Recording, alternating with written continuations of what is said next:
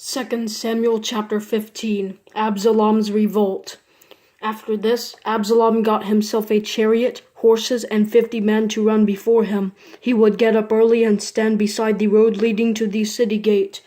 Whenever anyone had a grievance to bring before the king for settlement, Absalom called out to him and asked, "What city are you from?" If he replied, "Your servant is from one of the tribes of Israel," Absalom said to him, "Look, your claims are good and right, but the king does not have anyone to listen to you."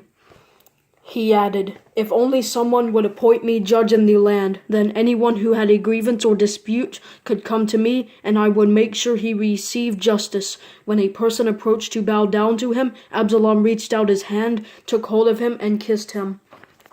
Absalom did this to all the Israelites who came to the king for a settlement. So Absalom stole the hearts of the men of Israel. When 4 years had passed, Absalom said to the king, "Please let me go to Hebron to fulfill a vow I made to the Lord. For your servant made a vow when I lived in Geshur of Aram, saying, 'If the Lord really brings me back to Jerusalem, I will worship the Lord in Hebron.'"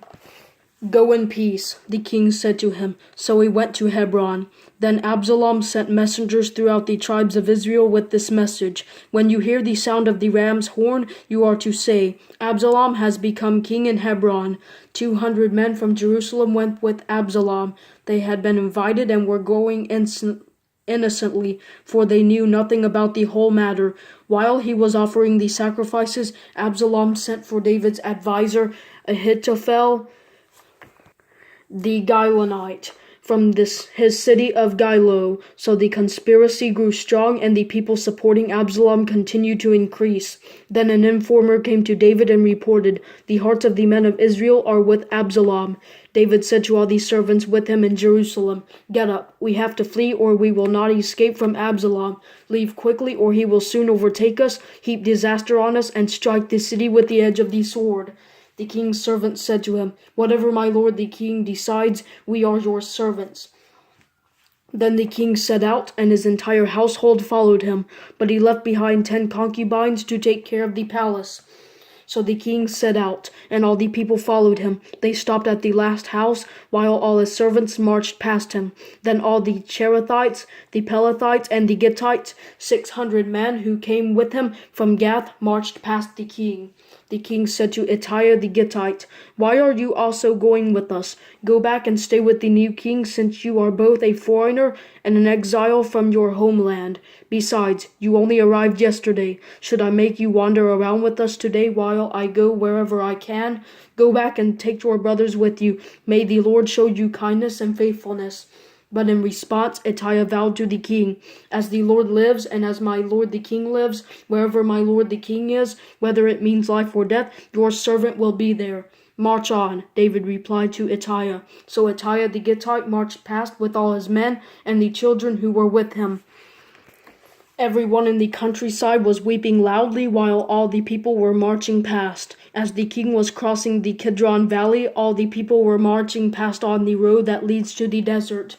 Zadok was also there, and all the Levites with him were carrying the Ark of the Covenant of God. They set the Ark of God down, and Abiathar offered sacrifices until the people had finished marching past. Then the king instructed Zadok, "Return to the Ark of God to the city. If I find favor in the Lord's eyes, he will bring me back and allow me to see both it and its dwelling place. However, if he should say, 'I do not delight in you,' then here I am. He can do with me whatever pleases him."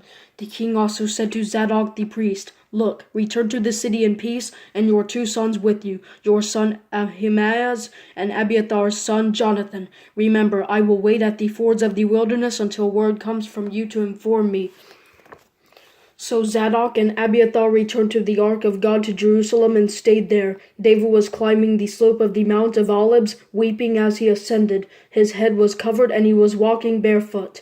Each of the people with him covered their heads and went up, weeping as they ascended.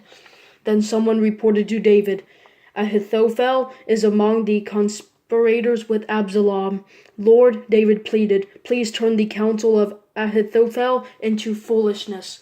When David came to the summit where he used to worship God, Hushai the Archite was there to meet him with his robe torn and dust on his head. David said to him, If you go away with me, you will be a burden to me. But if you return to the city and tell Absalom, I will be your servant, my king. Previously I was your father's servant, but now I will be your servant. Then you can counteract Ahithophel's counsel for me. Won't Zadok and Abiathar the priests be there with you? Report everything you hear from the king's palace to Zadok and Abiathar the priests. Take note, their two sons, Zadok's son Ahimaaz and Abiathar's son Jonathan, are there with them. Send me everything you hear through them. So Hushai, David's personal advisor, entered Jerusalem just as Absalom was entering the city.